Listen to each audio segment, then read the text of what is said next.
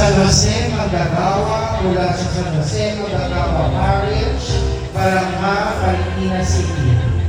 Noong taong 1955, nagtayo ang Batong Kapilya sa Chorrillo sa tulong ni Father Raul Nelly J. Itinatag ang parokya ng San Jose Magagawa